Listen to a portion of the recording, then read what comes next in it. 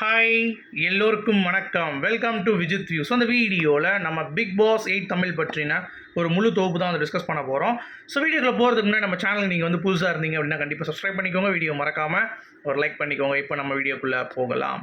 So Bigg pass host வந்து பார்த்தீங்கன்னா யார் அப்படின்ற ஒரு தகவல் நமக்கு வந்து ஏற்கனவே கிடைச்சாச்சு. ஸோ இட்ஸ் நன் அதர் தான் விஜய் சேதுபதி அப்படிங்கிறது கிட்டத்தட்ட நம்ம ப்ரொமோ ஷூட் எடுக்கக்கூடிய டீம் கிட்ட வந்து பேசியாச்சு. ஸோ அவங்க வந்து பார்த்தீங்கன்னா கன்ஃபார்ம் பண்ணிட்டாங்க அந்த மாதிரி விஜய் சேதுபதி அவர்கள் தான். பட் அஃபீஷியலாக அவருடைய முகம் போட்டு ஐலோவோ ரிலீஸ் ஆனாதானே கன்ஃபார்ம்டு அப்படின்றது அர்த்தம்.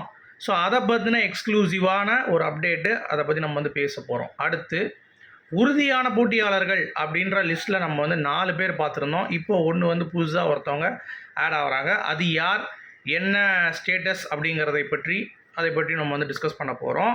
அதுக்கடுத்து பழைய கண்டஸ்டன்ஸ், நான் ஏற்கனவே சொல்லியிருந்தேன்ல, பிக் பாஸில் ஏற்கனவே கப்பு கிட்ட போய் கையை வைக்க போய் கடைசி கப்பு கிடைக்காம போனவங்க இருப்பாங்கள்ல.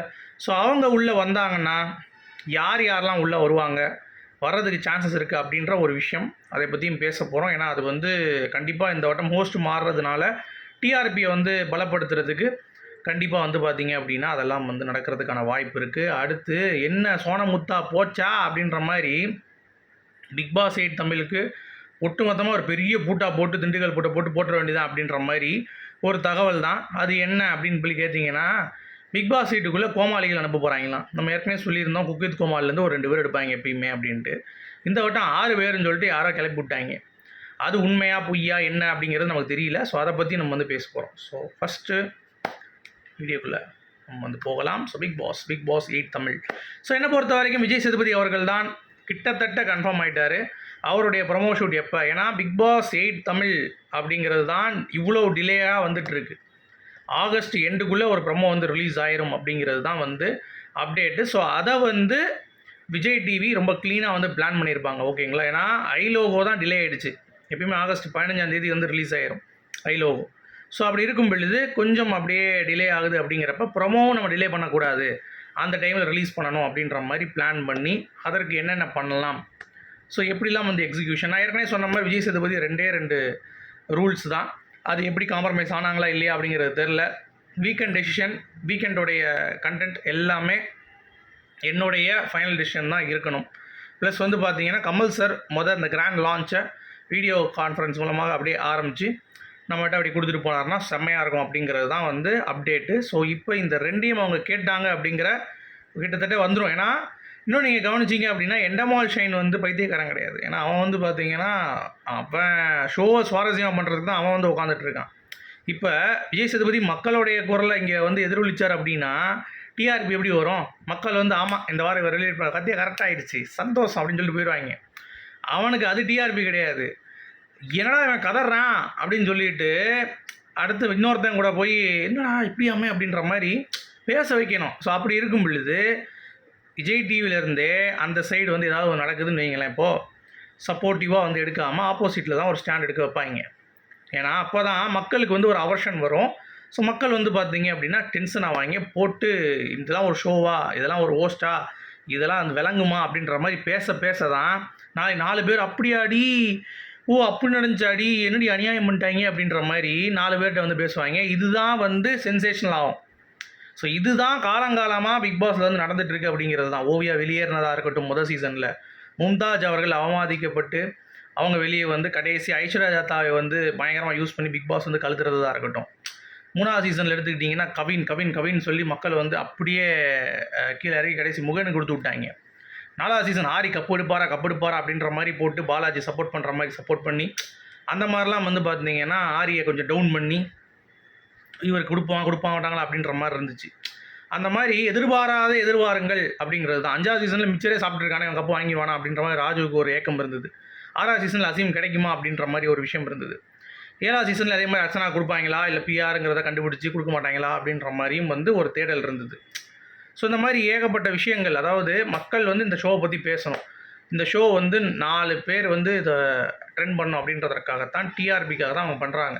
அதை விட்டு இவர் வருவார், இன்றைக்கி என்ன சமையல் அப்படின்ற மாதிரி சொல்லிவிட்டு ஓகே மக்களுக்கு எதிர்பார்த்தது இதுதான், ஸோ இவங்க வெளியேறணும் அப்படின்ற மாதிரி பண்ணாங்க அப்படின்னா பண்ண முடியாது. ஏன்னா வெளியேற்றம் அப்படிங்கிறது வந்து பார்த்திங்க அப்படின்னா பிக் பாஸ் டீம் தான் வந்து பிளான் பண்ணி பண்ணுறது தவிர ஆடியன்ஸோடைய ஓட்டுன்னு சொல்லிட்டு இன்னும் வந்து காம்பி சுற்றிட்டு இருந்தாங்கன்னா கண்டிப்பாக அது வந்து வாய்ப்பே கிடையாது.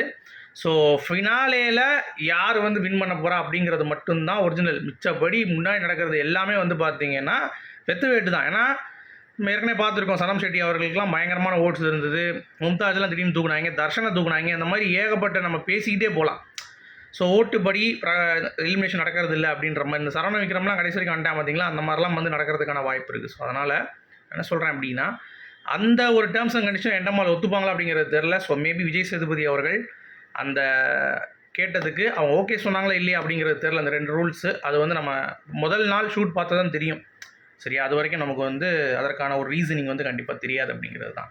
அடுத்து குக் வித் கோமாளிலேருந்து இத்தனை பேர் வராங்க அப்படின்ற மாதிரி ஒரு 6 பேர் இந்த மாதிரி சொல்கிறாங்க. நான் எப்பயும் சொல்கிறது தான், ஏன்னா குக் வித் கோமாளிலேருந்து எப்பயும் வருவாங்க இந்த அமுதவாணன் மாதிரி கேரக்டரு. அந்த மாதிரி நம்ம வந்து சொல்லிகிட்டே இருக்கலாம், சதீஷ்னு ஒருத்தன் வந்தாப்புல. அந்த மாதிரி ஒவ்வொருத்தவனும் வந்து அந்த ஷோக்கான ஒரு தேடலில் வந்து கண்டிப்பாக உள்ளே வருவாங்க. ரேகா மேம்லாம் வந்து வந்தாங்க, குக் வித் கோமாளி போயிட்டு தான் வந்தாங்க. ஸோ அந்த மாதிரி நம்ம சொல்லிக்கிட்டே போகலான்னு வைங்களேன். அப்படி இருக்கும் பட்சத்தில் இந்த வருஷம் சாலின் ஜோயா அப்படிங்கிறது கன்ஃபார்ம்டாக வராங்க அப்படின்றது எல்லா இடமும் வந்து சொல்லிட்டாங்க. ஸோ சாலின் வந்தாங்கன்னா பிக் பாஸ் வீட்டில் தனியாக விட்டு டிடிஎஃப் வந்து உள்ளே வெளியே பைக் ஓட்ட முடியுமா? கண்டிப்பாக வந்து பைக் ஓட்ட முடியாது. ஏற்கனவே சும்மாவே விழுந்து அடி வாங்கிட்டு இருக்கேன். இதில் வேறு உள்ளே போயிட்டான்னா இவன் விழுந்தே என்ன பண்ணுவான், டெய்லி வந்து விழுந்துட்டு இருப்பேன் அப்படின்றதுனால ஸ்ட்ரைட்டாக நீ பிக் பாஸ் வீட்டுக்குள்ளே வந்து விழுந்துரு அப்படின்ற மாதிரி கூப்பிட்டு வச்சுருவாங்க. ஸோ அவனும் வந்து உள்ளே வர்றதுக்கான வாய்ப்பு இருக்குது அப்படின்றதுனால சாலின் ஜோயா. அடுத்து வந்து பார்த்தீங்கன்னா நான் ஏற்கனவே சொன்ன மாதிரி அன்ஷிதா அக்பர் ஷா அப்படின்றவங்க ஒரு கான்ட்ரவர்சி கண்டஸ்டன்ட். ஸோ அவங்க வந்து உள்ளே வர்றதுக்கு. அப்போ டெஸ்லா அப்படின்னு சொல்லிட்டு தொப்புளில் வந்து பார்த்தீங்கன்னா ஒரு வட்டம் போட்ட ஒரு இளம் தேவதை ரம்யா பாண்டியன் மாதிரி இவங்களும் வந்து ஒரு ஃபேம்.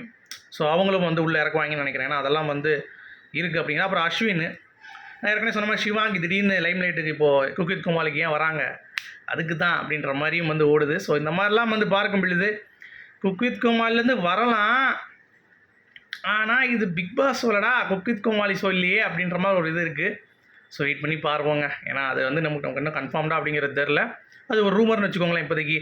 சரியா, அடுத்து பழைய கண்டஸ்டன்ஸ் உள்ளே இறக்குவாங்களான்னு கேட்டிங்கன்னா கண்டிப்பாக வாய்ப்பு இருக்குது. ஏன்னா வனிதா வந்து மக்கள் ஓட்டு போட்டு வெளியே அனுப்புனாங்க 3rd சீசனில். அப்படியே கெஸ்ட்டாக வராங்கன்னு சொல்லிட்டு உள்ளே கூட்டு வந்து அப்படியே பகுமானமாக பிக் பாஸ் வந்து பார்த்தீங்கன்னா உட்கார வச்சிட்டாங்க, நீங்கள் வந்து கண்டஸ்டன்ட் ஆயிருங்க அப்படின்ட்டு. ஸோ அந்த மாதிரி ஓட்டு போட்டு மக்களால் வந்து வெளியே துரத்தின ஒருத்தவங்களே உள்ளே கூட்டு வந்த விஜய் டிவிக்கு வெளியே ஒரு கண்டஸ்டன்ஸ் வந்து மக்களால் அனுப்பப்பட்டு அவங்க வந்து கப்பு ஜெயிக்க முடியல அப்படிங்கிறப்ப அவங்கள உள்ளே அனுப்பலாம். ஸோ அப்படி இருக்கிறப்ப நான் ஏற்கனவே ஒரு லிஸ்ட்டு சொல்லியிருந்தேன், இதெல்லாம் வந்தால் நல்லாயிருக்கும்னு சொல்லிட்டு. ஸோ அதில் வந்து பார்த்தீங்கன்னா நான் சொல்கிறது முதல் சீசன்லேருந்து திடீர்னு ஓவியா அவங்களாம் வந்து டாப் பண்ணலாம் வந்தாங்கன்னா. ஏன்னா இப்போயும் வந்து அவங்க ஒரு ட்ரெண்டில் தான் இருக்காங்க. ஸோ அவங்களாம் உள்ளே கூட்டு வந்தால் சும்மா அனல் பறக்கும் அப்படிங்கிறது தான். 2வது சீசனில் எனக்கு ஐஸ்வர்யா தத்தா கண்டிப்பாக ஒக்காமக்கா வந்து தான் ஆகணுண்டா அப்படின்ற மாதிரி நம்மலாம் வந்து வெறி பிடிச்ச ஐஸ்வர்யா தத்தா ஃபேன் அந்த டைம்லலாம். ஸோ அவங்க வந்து கண்டிப்பாக வர்றதுக்கான ஒரு பயங்கரமான ஒரு ஹோப் கொடுத்தாங்கன்னா கண்டிப்பாக வந்துடுவாங்க. ஏன்னா இப்போயும் வந்து இந்த டூப்பு குக் அந்த ஷோ போயிட்டுருக்கு, அது கண்டிப்பாக முடிஞ்சிடும்னு நினைக்கிறேன் அதுக்குள்ளேயும். ஸோ வர்றதுக்கு கேட்டாங்கன்னா கண்டிப்பாக வருவாங்க. ஸோ அவங்க 3rd சீசனில் வந்து பார்த்திங்கன்னா தர்ஷன், ஏன்னா அவெல்லாம் வந்து வாய்ப்பை வந்து கோட்டை விட்டுட்டார். ஸோ அவருக்கெல்லாம் வந்து இன்னொரு ஒரு ரீஎன்ட்ரி கொடுக்கலாம் அப்படிங்கிறது தான். 4வது சீசன் என்னை பொறுத்த வரைக்கும் ரம்யா பாண்டியன் அவங்களுடைய கேமும் வந்து கொஞ்சம் அப்படியே என்ன சொல்கிறது அப்படி சிரிச்சிட்டே இருந்துச்சு. ஸோ அதனால் கொஞ்சம் அவங்கள கொண்டு வரலாம் அப்படின்ற மாதிரி தோணுது. அப்புறம் நம்ம அர்ச்சனா அக்கா வந்தாங்கன்னா நல்லா தான் இருக்கும். ஸோ அதுவும் வந்து ஏன் அர்ச்சனாக்கான்றீங்களா? சரி வேண்டாம், அவங்க நல்லா தான் இருக்காங்க இப்போதைக்கு, எதுக்கு அவங்கள கூப்பிட்டு வம்பில் இருக்கணும், சரியா, அது வேண்டாம். அப்புறம் 5வது சீசன் நம்ம பிரியங்கா, அவங்க குக் வித் கோமாளி இருக்கனால பிரியங்காவும் வரலாம் அப்படின்ற மாதிரி நமக்கு வந்து ஒரு ஃபீல் தான். அதாவது எனக்கு ஒரு எக்ஸ்பெக்டேஷன். அதே மாதிரி 5வது சீசன் நிரூப் நந்தகுமார் நம்மளுடைய இன்னொரு ஒரு முக்கியமான ஒரு பிளேயர் அப்படிங்கிறது தான். ஸோ கண்டிப்பாக அவரும் வந்தார். 6வது சீசன் தனலக்ஷ்மி வரியா அப்படின்ற மாதிரி. அப்புறம் விக்ரமன், சிவன் கணேசன், இவங்கெல்லாம் வந்து இப்போ அப்பப்போ சும்மா தான் இருக்காங்க அப்படின்றனால உள்ளே கூப்பிட்டு வர்றது. அதாவது சொல்கிறேன், இந்த மாதிரி வெரைட்டி ஆஃப் ஆப்ஷன்ஸ் இருக்குன்றேன். ஸோ 7வது சீசனில் மணி இல்லை, சாரிங்க, மணி இல்லை, விஷ்ணு ஆர் தினேஷ், விசித்ரா, எப்படி வேறு லெவலில் இருக்குமா? ஸோ உங்களுக்கு யாரெல்லாம் வந்து ஓல்டு கண்டஸ்டன்ஸ் உள்ளே வந்தால் எப்படி இருக்கும் அப்படிங்கிறத நீங்கள் நினைக்கிறீங்க அப்படிங்கிறத கண்டிப்பாக சொல்லுங்கள். சரி இருங்க, ப்ரொமோ ஷூட் என்ன அப்படின்னு சொல்லிட்டு நிறைய பேர் சொல்கிறாங்க. 22, 23, 24, 25, 26, 27, 28 என்ன மொத்தமாகவே அவ்வளோதால் தான் இருக்குது அப்படின்ற மாதிரி தான் நம்ம வந்து சொல்லணும். ஸோ அந்த மாதிரிலாம் எதுவுமே கிடையாது. எனக்கு தெரிஞ்சு ஆகஸ்ட் எண்டுக்குள்ளே ப்ரொமோ லான்ச் ஆயிரும் அப்படிங்கிறத சொல்லிட்டு இந்த வீடியோ நான் முடிக்கிறேன். உங்களுடைய கருத்துக்கள் சொல்லுங்கள். மீண்டும் சந்திப்போம். Good bye.